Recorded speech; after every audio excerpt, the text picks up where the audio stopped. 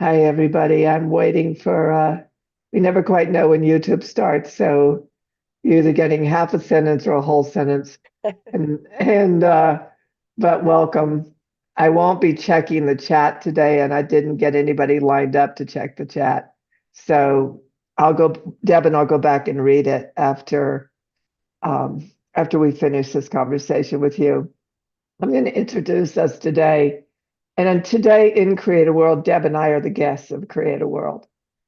Even though we're also collaborators and facilitators of other people on CreateAWorld, Deb and I have a really, really long history and dramatically long history.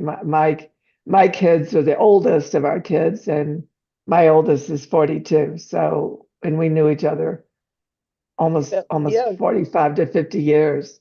since So, 1988. 1988. So one of the journeys of Deb's and my existence together has been healing.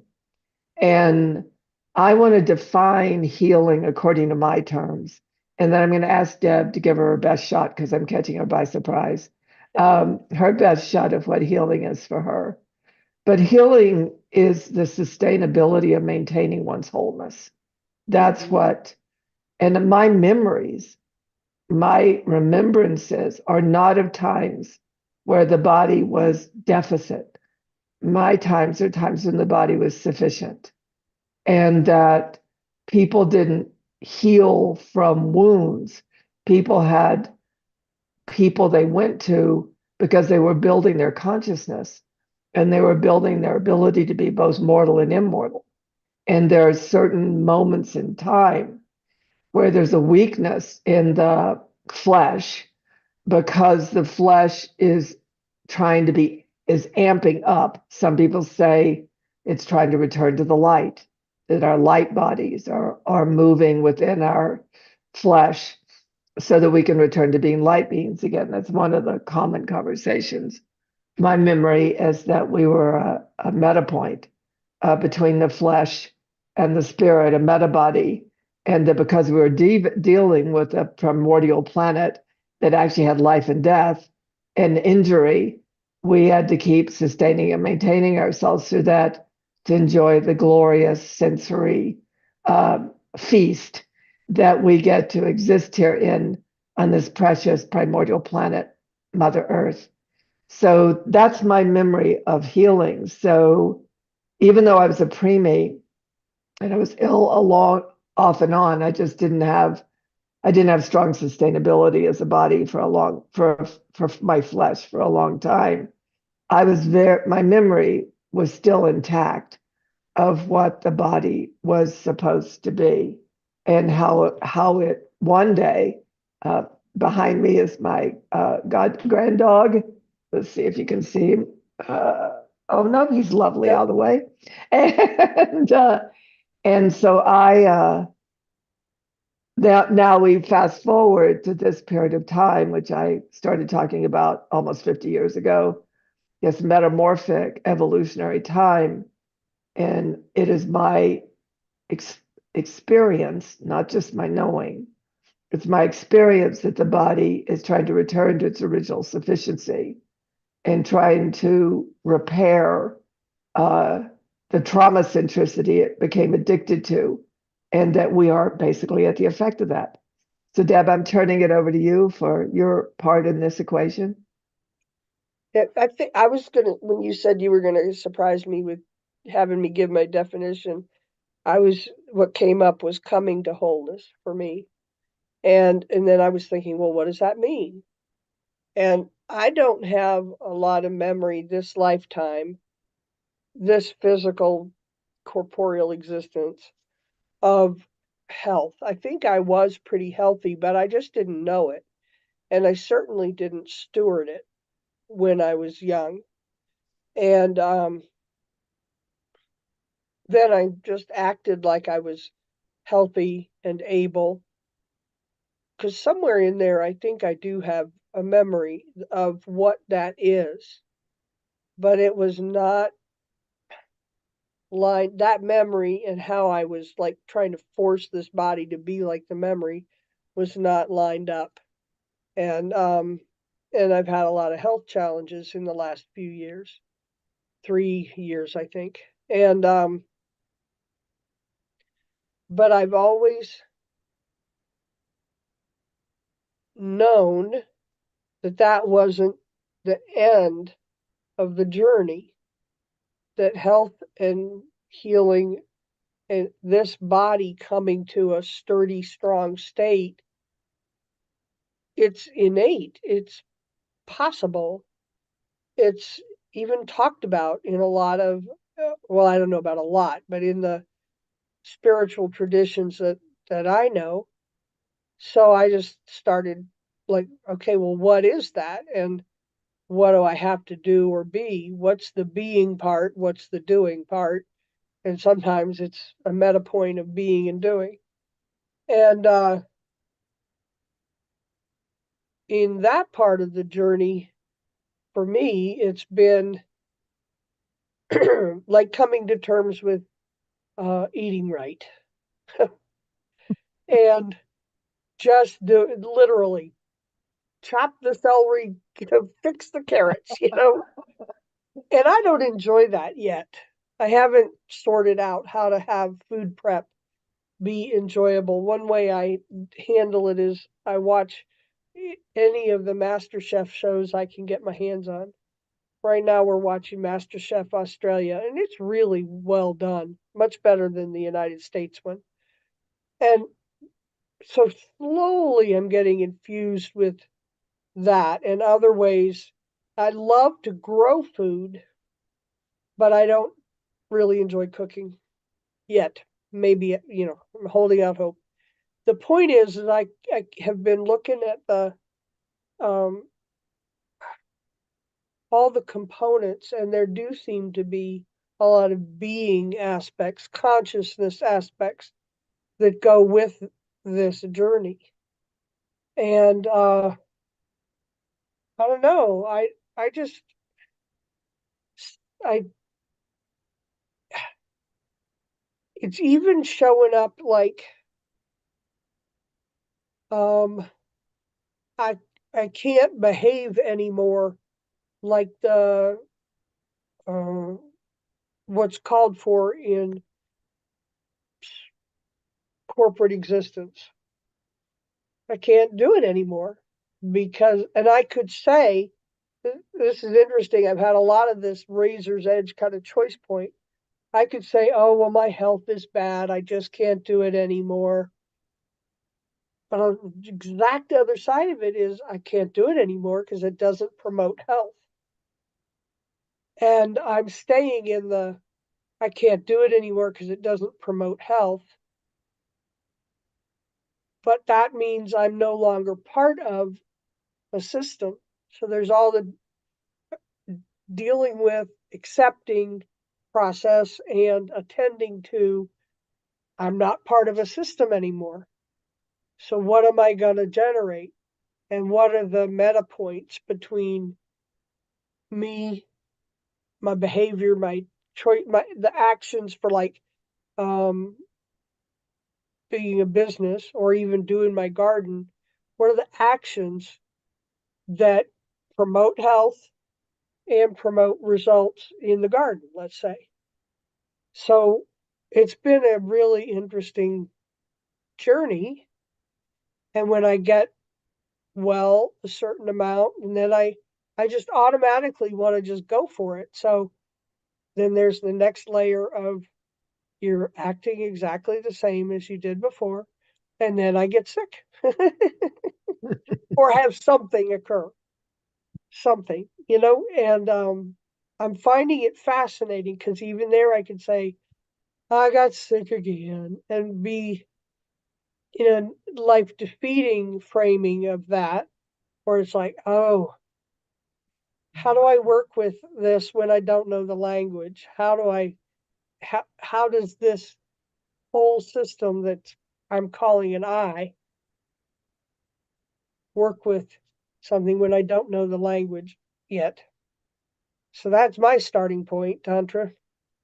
I was in a conversation with someone at some point in the last 10 days, um, because the difference right now to up until now for me is she was mentioning, I'm probably going to jumble this up a bit, but she was mentioning how interesting it was post-COVID, how many people did not go back to work.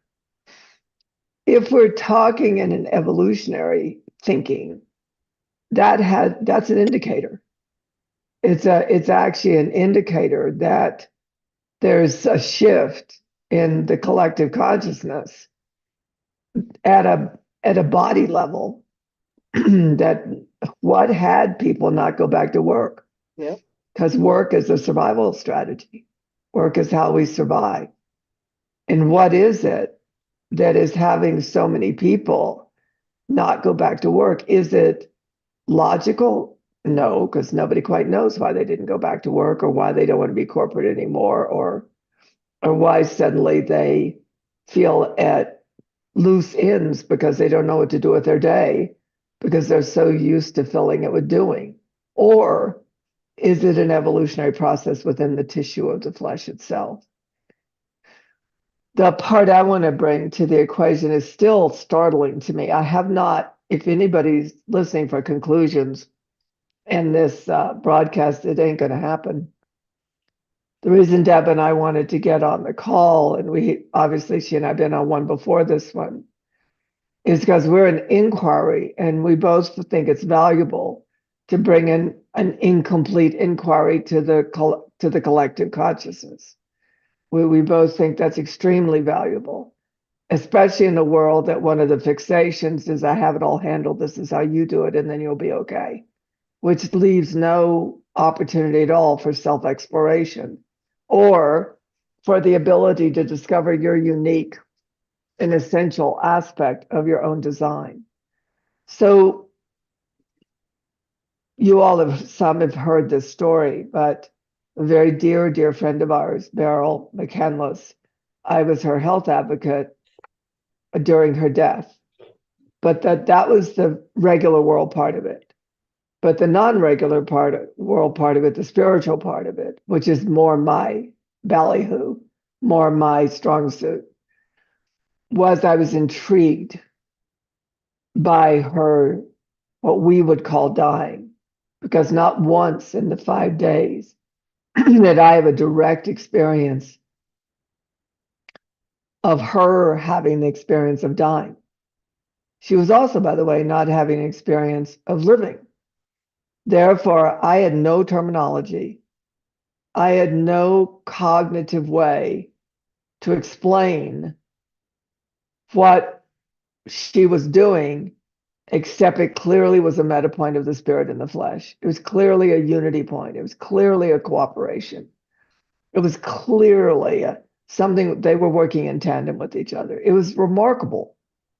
And I became fascinated. And I'm a cellular empath.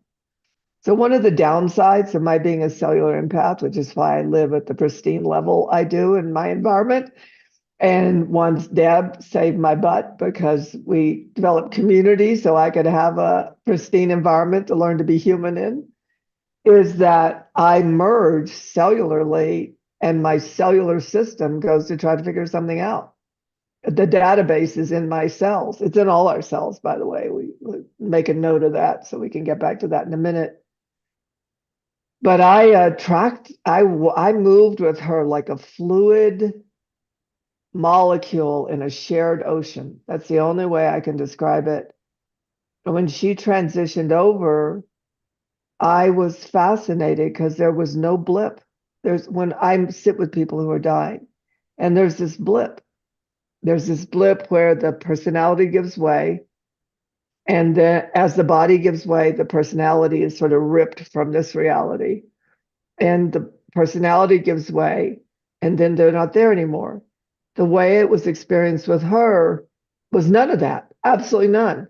It was like it was like a fold. It was like something folded into each other, and they became one, neither spirit nor flesh. They became one. And then there was the essence of something, just pure essence. Well, what it did is it affected me. Beryl died at 1 p.m. Mountain Time I had my first heart event at 3 p.m. Mountain Time. So fast forward, because then I've had a real rock and roll 2 months of being at risk medically for this, for something going on with my heart was not straightening out, that it puts me at risk. But the part that was fascinating to me was my homeopath, my longevity doctor, and my heart doctor all said the same thing. This is the key element, is what got Deb and I going on this, that there was no explanation for what happened to me except stress. Whereupon I am one of those few human beings that does not live in the corporate world, that lives completely according to my own design. So what on earth was the stress? Yeah. What possibly, and being with Beryl, it was blissful. It wasn't traumatic. It was the other end of the spectrum. So what the H, basically? What was that? And then all I could do was manage my blood pressure. There was no quarter given, not at all. It was the body and only the body. And the body made a very clear statement every time it considered stress, not me. It considered it was being stressed. And that was about 2 weeks, maybe longer, maybe all of December. I think all of December, because Beryl died on December 1st. And I was so ignorant, I couldn't believe it. I was so ignorant. I just couldn't. All I could do is, if my blood pressure said this, take the emergency pill so you don't end up in the emergency room. And and all sorts of things. I mean, every kind of thing to de-stress I could possibly imagine, all, meditation, Safagio tones. I mean, I got advice up the yin yang, almost all of which I was doing, but the body was definitely having a Yep. conversation that I was going to mind. I was going to mind or else, and that was it. So I'm going to go to there, Deb, and turn it over to you, and then I'll talk about what started to happen in January. Over Okay. to you. The funny part, I had my version of that because I had no skill set particularly, and I didn't feel like I was getting input sufficient from the medical system. Like, I guess it was 2 years ago, 2 years ago this month, actually, that I got a diagnosis of congestive heart failure, which I'm not. I don't know what the body's. I don't know. We'll see. But the point is I I had three very different sets of advice for how to eat, radically different. Um, with no conversation about how one shifts a lifestyle. Nobody talked to me about exercise or um, movement or pretty much anything, how to eat right. And the one person that gave me nutritional advice was telling me to do things that I are basically 20 years out of date. And nobody talked to me about any of those things at all. And I didn't realize that even. I didn't even realize it until this year but that's neither here nor there. I mean, it's a part of the story, but I don't want to state it. So I started looking stuff up and doing it as starting where I could, which was kind of formulaic. Let me find the right formula for me. But it has ended up in I have to learn my direct connection to creation, my direct connection to life and who I am. And there was something you said, Tantra, I'm trying to remember. And it's been tricky because, stress is also like if you're in the gym lifting weights to build muscle mass, let's say, that is a stressor, but it's a life enhancing stressor if you're doing it correctly, that is. And Excuse me. So I had a real similar experience of, well, what the heck is a stressor? What Some of it was obvious, some of it, most of it wasn't. And not understanding how come things I enjoyed could suddenly be a stressor and how to modulate that and work with it, you know. And then I do like results. And as long as I'm in a physical body and I'm not in a position to, like, I live in this world. So there become the questions of how do you have the results of money? And, I like the garden. That's very life enhancing for me. And I like the tomatoes and kale and stuff like that. I like a clean house. Those are life enhancing things. So how does one generate that? How does one be in such a way? So those are lots of questions of, and yet I would have to spend many, many, sometimes days just kind of do what looked like doing nothing, or adjusting. And I still don't have it all the way worked out. And I still tend to jump into the old ways. And I'm really looking for, okay, let me just get the formula so I can, or let me learn this language is kind of but it's not that. That's not the printout. That's not what's the word I'm looking for, Tantra? That's not the journey. That's, It's not the accuracy of your experience, but you can't cognitively grab the accuracy of your yeah, own observer. Like it's, I mean, I think the thing for us in this conversation is we play off each other really well, and it's all in the power of the observer and the ability to be present to what there is to be present to, and to open up into what there is to open into. And we have a cognition problem. We can actually get present to something, but we don't know what it is. I'm just re-saying back what you just demonstrated, but we can't articulate cognitively. Cognitively means you can't think it, and then you can't speak it. And then, but Deb and I entered into a journey together called FA. We're going to do this. We're going to, we're going to egg on our face as long as we want to, because there's something magical about a human being. And that yes, is when they can be cognitive, when they can think something, not think about something, but that when they can think with what their direct experience is, when they can think with what they're present to, when they can think with what they're opening up into, and they can have what they have, they then trust their actions because their actions are consistent with what's theirs to do, theirs to be, and theirs to have. Does that do it pretty well? that does it pretty well and gives me the next piece. So being able to think with or from my observer, my perception would be another way to say it. Try to say it a couple different terms. Then then what becomes available is to use the terminology of the writing practice, the templates. Then sustain and maintain begins to become available. Like, how do I don't know, I can't, never mind. Sorry, I can't think of an example. Then sustain and maintain begins to be available. Then embodies. Now I have a new way of being, I would say. It would be what would come out of my mouth.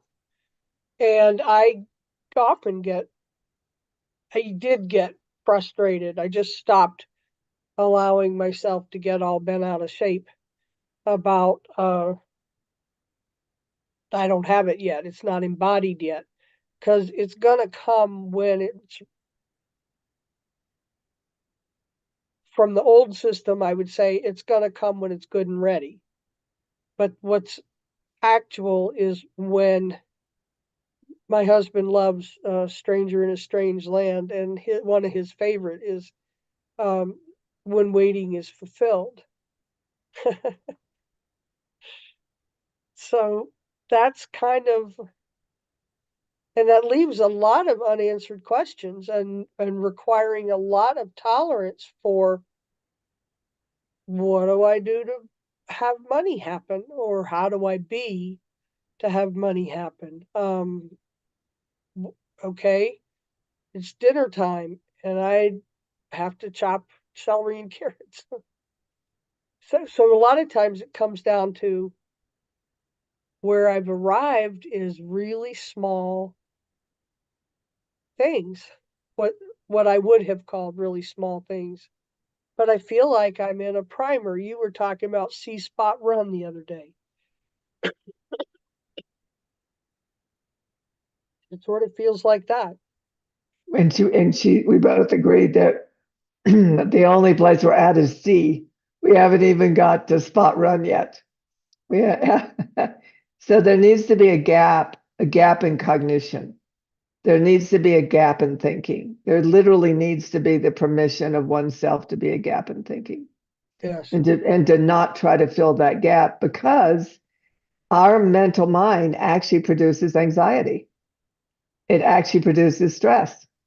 And frankly, in my opinion, it's the highest stressor we've got is our thinking. And especially when it starts to loop, and Yeah. especially because if you read the book, Use the Language, or it's not that yet, The Language of Creation, the Original Design, talks about looping thinking. And I want to pick up what you said, Deb. One of the things Deb said that I watched her do, I observed her, is she actually, because there's anxiety when the body's trying to survive, there's an innate anxiety. You are anxious because you feel yourself at the border of survival. You just are, because it's those alert pieces within us, survivor pieces, that make us alert, which is a really good thing. But if we add that alertness to overthinking or looping thinking, instead of that alertness, like a dancer poised for the next move, we actually start to wear ourselves out. And Yeah. and so this ability to not think, or not to get locked, what's the word I want, caught in the grinder of thinking. I actually watched when Deb started doing that, because I called her after this started with me. I called her and I said, how on earth did you do it? Because she'd been in it almost 3 years. And I couldn't figure out, I just could not figure out. I do not hold still. My daughter and I have start and stop. We do not have pause. And I'm not what do you call it? What's that word? I'm not hyperactive, but I am alert most of the time than unalert. And I no longer had start or stop. I only had pause. And it was a deal breaker. And the other thing, Deb, I want to get into, because we're just going to touch on stuff today. Here's the beauty. I want to say a couple of beautiful things. In an evolutionary cycle, we begin to remember right. We begin to remember consistently with what has us survive. But survival isn't surviving trauma. It's surviving the next level of wholeness. It's surviving on behalf of the next level of wholeness. So that's the first thing I want to say. Mm-hmm.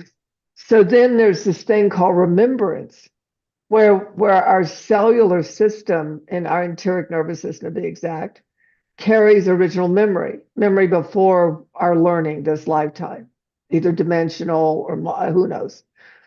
So Deb isn't, if I don't mind talking about Deb isn't trying to remember something that Google said or that the doctor said. The frustration is trying to hear it in her body, Right. in the cellular memory of her body, because it would not be enticing her to hear if it wasn't there Right. somewhere. And then the key is, which Deb and I would not say that we have an A in this area. I won't grade you, but I could grade me. I'm probably either a C minus or a D plus. Having the patience to be still and wait until waiting is fulfilled. Wait until you can hear. In the meantime, it's easy. Don't do anything that makes the body collapse. 1 + 1 does equal 2. Okay, I do But not find it easy, so I guess no, I would get a D no, minus. no. I was going to say it's easy. Not that we think it's easy. I mean, the concept is easy. The application sucks. Yes. And Yeah. here's the part I want to say. Um, I remember realizing this somewhere in my training for psychology. It's sudden and watching my clients. They would not have trauma symptoms and be upset about the different events of their life if they thought that was healthy and normal. It suddenly dawned on me, and I don't mean mentally think, because I'm going to make a couple of points here that I think are really vital here to humankind. So it just dawned on me like, whoa, look at that. Some part of every human being innately knows it's whole and innately tracks towards health. Like living that wholeness. And when those overwhelming circuit blowing events happen that interrupt that traumatic stress, or even things that shouldn't be, not yet quite at the level of clinical trauma, our systems respond with that various forms of that shouldn't be. So it's built in, and I just have been interested in, all right, how am I going to access that? How am I going to allow myself to be informed? And sometimes it is as simple, none of this is simple, but in the moment it seems simple as that cliche, stop and smell the roses. So I'd have an idea like that, and I'd stop and smell a rose or whatever, or look, feel it or whatever I do. So anyway, I don't think I want to go any further because I don't have a lot of skill set there yet or articulation. The other is, except that pay attention to that in yourself. Every human being knows it. Deep down, we know what's socially inaccurate and wrong. We know what lack of For reciprocity. us, for us, Each for person us. knows it for themselves, Yeah. is what I mean. Yeah. And then there are collectives of like minded who know it for that collective. Um,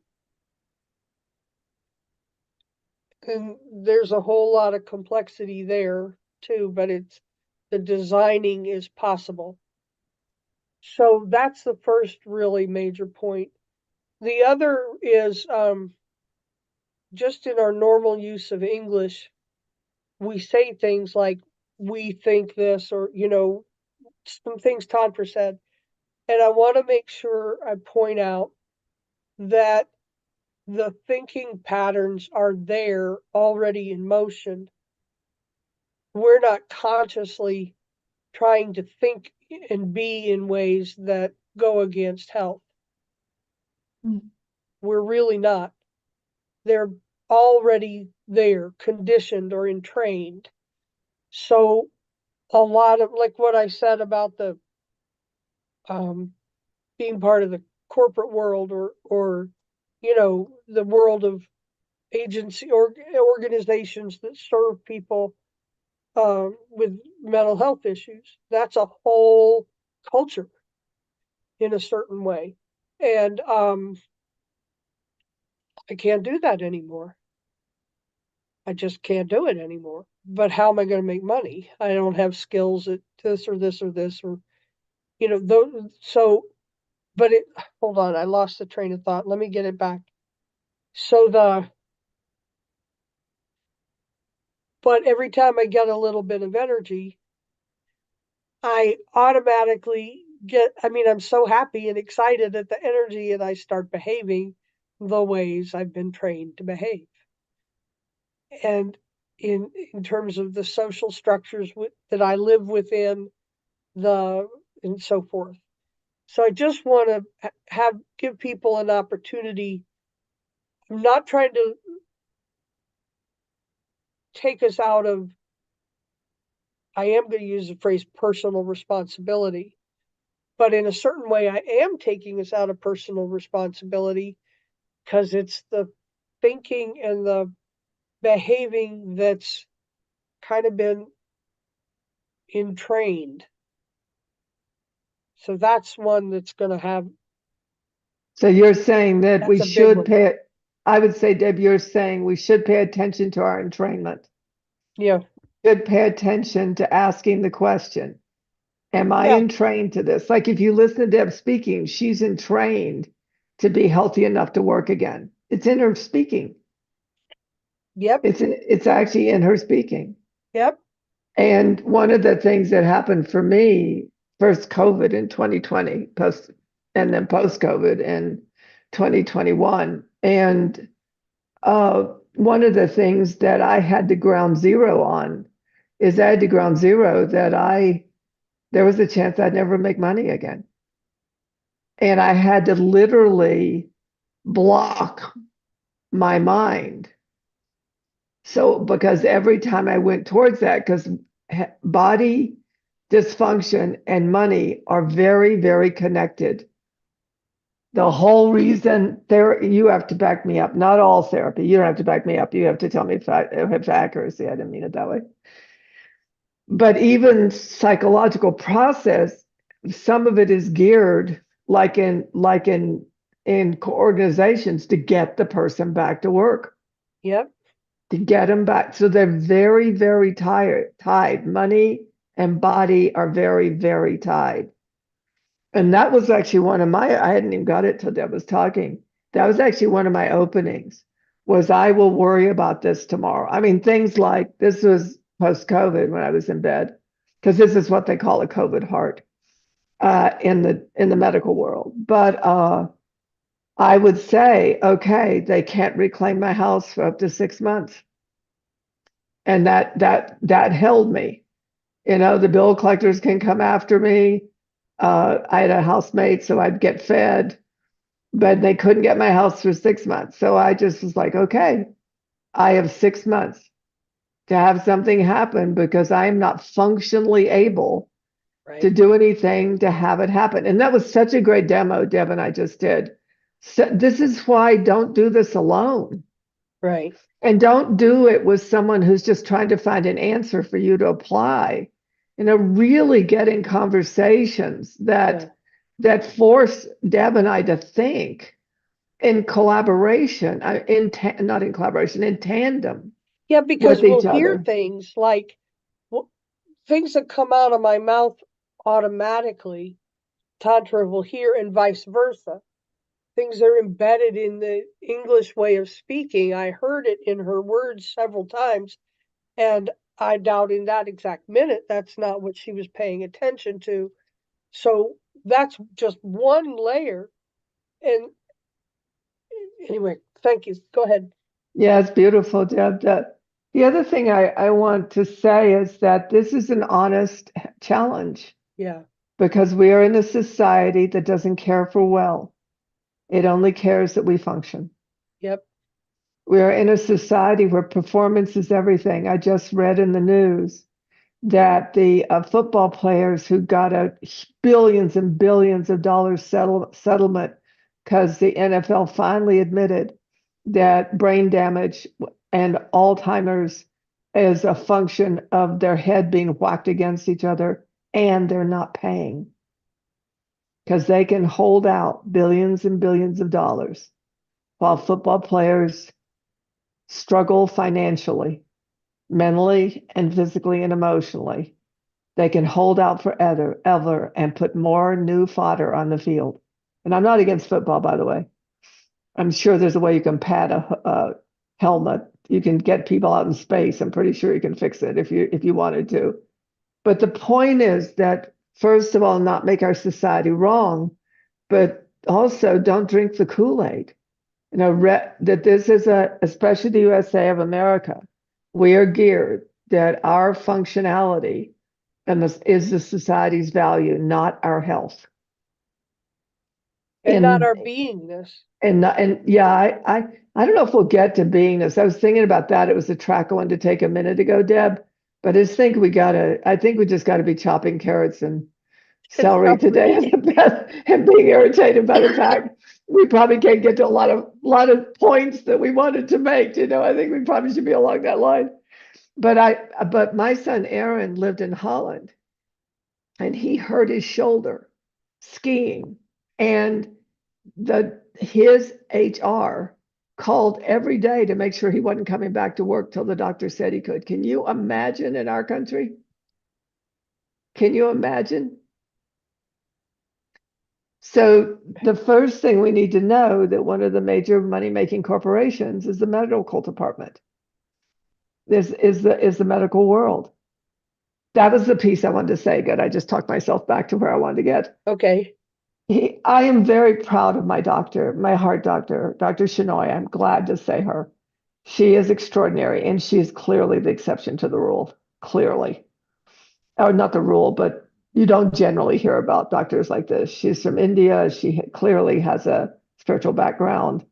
And the first time my heart went wonky, which was post-COVID, she said to me, "You're clearly a meditator. I would put a lot of stock in that if I were you." So just to give you a flavor of it. But what is interesting to me is I started reading about technically around 140 to 160, it's hypertension. After 160 to 180, it's called something else. But it's all about living with it, not getting rid of it. It's all about you have to learn to live with it. You have to learn to live with a heart condition. So there's no focus intent to how does the body restore itself to wholeness. And yet I have clear evidence in my life of the body coming all the way back. Right. But when I went in for the second episode with Dr. Shinoy, she said to me, I know you want to give your heart the best chance it possibly can, and I trust you to do that. And it's magical when you have a doctor. This is the point I wanted to make. When you have a doctor that uses you as equal as bringing your own intelligence to your own healing. And I didn't realize it, Deb, until we were in this conversation. But given I always knew I was a high sensitive, and I always knew that I could go down for the count like that if something was off. I have spent years finding medical people and practitioners that serve me. So learn this body, not try to make this body do what it thinks all bodies should do, but learn my body. And those of you that are young watching this, you need to research your people. Yeah. Because when this happened, my longevity doctor, my homeopath, and Dr. Shinoy are all working in tandem. Yeah. And they're working in tandem with each other so that all the different aspects, homeopathy, herbs, vibrational medicine, everything, and I forgot my masseuse, my Chinese medicine doctor. Everybody's working in tandem so I can evoke a whole system response. Yes. So the body can evoke a whole system response. Yes. And I think that's the key. I think that I can't talk about, because Deb doesn't have the same situation. Right. So I can't talk about you should go do this in order to get well, because Deb that's not what Deb's side of the equation's doing. But what I do know is if you have your team, the body has the ability to reset itself according to its whole system. Right. And also I run the creation exercises according to a whole system response. But I'm not trying to get well. I'm trying to give the body back its unity points of spirit and flesh. I want my spirit alive in my body. It's called embodiment. Yep. And I think now evolutionarily, the body, the flesh wants the spirit back alive Yeah. in its flesh. And we are at the effect of that in a really great way. Go ahead, Deb. Yeah. That's a good point. Because again, and I really have been marveling at this choice point thing I keep saying. Because, because of the insurance I have, for which I'm very grateful, I don't have a team like Tantra has. I think I've been blessed and have a pretty good team. And part of that is my own chutzpah, because I'll just say, no, we're not doing that treatment. I have to survive the treatment. Um, that's an exaggeration, but I actually had that happen not too long ago. Um, so the point is, I've had moments when I'm just like, oh, the medical system, and I'm expressing my frustration and angst about that because it's very personal. Um, but I have the choice to stick in the medical system is horrible and trashed and all the negativity, or I can say, all right, given it's not perfect, and it's not, who do what is there? And I can't even say, who do I need to be, what do I need to do? I'm listening from, well, okay, what is there? I'm really at in that sentence, see spot run, I really am at sea. Sometimes I get as far as spot, but like that's, and it isn't because, oh, you've got to be um what's optimistic, you have to you count your blessings, like a formula or a way to ignore other things, because I have to stay attuned to, I just might be coming up on a situation where I'm going to have to say, no, we're not doing that treatment. But so I guess my system is giving me access through the, the maybe it's consciousness, but cognitive capacity. I'm getting more access that way. And, you know, and being kind, I went in there for what I had to go in there for. And because I've just been related, I look right at them. I'm related to them. I'm enjoying them as people and how busy they are. And so one of the nurses just started joking with me, welcome back. And I said, I'm so glad to be here. We just started this whole thing of and being silly in the rest of the waiting room, because it's also an urgent care. And they're like, what the hell is going on? And whoops, excuse me. Oh, well, that slipped. Um, so I think what I'm saying is maybe that's what open-minded means. I can't conclude here's an outcome because the medical system is not very good here in many parts of the United States, unless you're wealthy. I can't conclude and live from that. I can't conclude uh, I'll just be healed, because there's plenty of, We've seen how that goes. right. Yeah, I can't, like, but there are truths within each of those thought forms that are accurate, that are coming to me. And I guess I'm trying to give people openings without teaching, but Tantra and I are in the same kind of process from different points of view. I can't even sit around and say, oh, woe is me, I don't have good people like Tantra. And I do believe my body is going to be completely healed. But then I slam right into the old system, the system I was born into, thinking, and it doesn't work. And I'm not even aware of it until I kind of hit the wall. It's like, And I wanna say what has made Deb valuable to me in this journey. She does handle things isolated and alone. But if you listen that like she shouldn't, you're way off base because she listens until she can hear. And for her, it's important. It's important that she hear. It really is important. It's more important to her than just getting to the other side of something. And so when I was in trouble, because I was shocked, I didn't even realize. I mean, it happened like in the space of a week. Suddenly, I'm at risk. Suddenly, I'm taking medical pills. I've never taken an allopathic pill in my whole life. It was keeping me alive. It was shocking. And when I called Deb to say, "How did you do it?" I got to hear the most, I'm gonna cry.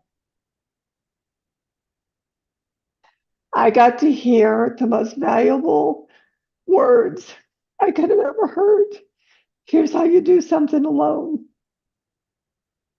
This is how you do it alone. Because nobody can help me. I was going to have to do this alone. Dr. Shinoy gave me my odds, and they weren't pleasant. And I had to live with myself every single moment of every single day, not knowing when I was going to be calling the ambulance. And that was going to be it. And when I came into the prophetics, I couldn't wait to get to them because they're so life enhancing and because I bathe in the wholeness of them. But what I knew was I had done something I never, ever, ever considered, which is that inner world that we've been taught not only to ignore, but we can't get back in touch with our own inner world, our own inner being. And watching Deb hardly be able to move for months, watching her having to monitor herself and have hardly any time she could do anything other than sit on the sofa, I learned courage and I learned patience. And by the way, Deb wouldn't say she had courage or patience, but maybe but courage, I, but not yeah, patience. but I learned it. I learned how to be patient when impatient, and we could say. Yeah. And so it's we talk about a lot, but one of the main reasons I want Deb and I to coming together in this, and why we do create a world with two people, not one, is because we can't have any more authorities anymore. We can have people that are high resourced, but it's in our shared conversation, our shared explanation, we start to open these doors that are where the body is working on being new in ways we can't even comprehend. And our body is our being. It is our house of being. And we haven't touched on that today, nor I think will we have time. But I've always known my body is my house of being, not my mind. My body is my house of being because right now, what I didn't know about high blood pressure is that in high blood pressure, you're excessively anxious. Up until my blood pressure started soaring out of control, I had no sense of anxiety at the level I had it after it started. It was hell, just simply hell. But what I also learned is the body was screaming at the top of its lungs for me to stop. And the monitor was anxiety. The measurement of my ability to be, the measurement of my ability to be was to the extent the anxiety reduced. And that was my black and white. That was my Yep. chop wood, carry water. Absolutely. And it's actually where Deb and I started to find a common ground. Yeah. Because that was exactly true. For me, there's a whole lot of reasons why historically I would do things alone, but which are not, most of them are not valid, but anymore. But currently, I wait until I know the ground is sturdy, till I can hear, and that includes others. So when there's not enough collective experience around me of people responding from what I know is life, that place of health and wholeness deep within each of us, it's almost like keeping something sacred until it can be shared and remain sacred. And that's weird to talk about health or poor health as sacred, but I mean that spark of health that's trying to come alive. And for me, the my thoughts, I didn't realize either that I wouldn't have called myself anxious. And you'd sit here thinking, oh, well, you're a clinical psychologist. You couldn't even diagnose yourself. No, which is why we don't work with family and friends because it gets too wiggy. But no, I didn't. It took a long time to realize that I still have a lot of anxiety, and here's how it leaks out or explodes out. And yes, the body had to get me really sick, um, to the breaking point, basically, to get me to listen, which is kind of like shameful. I feel sorry to my body about that. And but for me, ground, the working space was my mind. I don't just mean because that's where I have strong suits, but that's where most of the hangups were. And to examine the thoughts for me, coming to understand that's a meta point for me between mind and body. Not the physical symptoms have been too, but I've heard the phrase mind is the battleground. Okay, well, for me, that was very useful. What are my attitudes, my thoughts, my poor me's, my Pollyannas, my, all this. And was I always going to somewhere that was life enhancing? Like during that time, I made sure, like I watched some of the most ridiculous stuff on TV because it was life enhancing, or I stayed in all these different groups, like Electra's book groups, because I got life energy. It wasn't just being about with other, it wasn't just about being with other people. It was about the conversation and the energy. And I had to keep staying in that until I could hear. I'd go down the three little stairs to my garden and I might have, do one thing and have to turn around and come back, which for me is not satisfying. But if that's all I could do to tap some life energy, you know, and it kept building and building and building. But then on the other side, I got so excited with Tantra. Oh, I was in the garden for 3 hours with the kids who were helping me. That was the stupidest thing I could have done. Oh, and I was so proud. Oh, I noticed when my body said it's tired and time to go in. Well, okay, that was well past tired. And I hit the wall and got sick. Yeah. Learning curves. I got cellulitis again and got this bad cold. I mean, okay, fine. Yes, learning curve. So, 1 minute, Deb. okay. So for me, it's like the other side, the full spectrum. Tantra and I are making kind of a full spectrum is what I. And I want to also just tag to what the thing, it's okay to get mad at yourself. My opinion of getting mad at yourself is you have a high bar. It means you have a high bar. This whole, I'm fine, I'm at peace. Well, let me tell you, it ain't like that all the time. We're human beings, we're colorful, we're and the thing because I was really terrified where any minute I could be dead for the first 3 weeks of December. I got to tell you, I found richness in terror. I found richness in sadness. I found richness in vulnerability and the unknown. And I knew my terror was because I thought I had it all together, and I didn't. So we're going to leave you now. We loved having you here. We hope we're of value.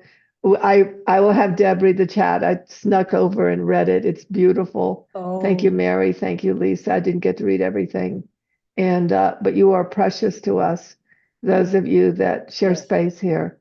So take precious care. yes. See you. Thank you all.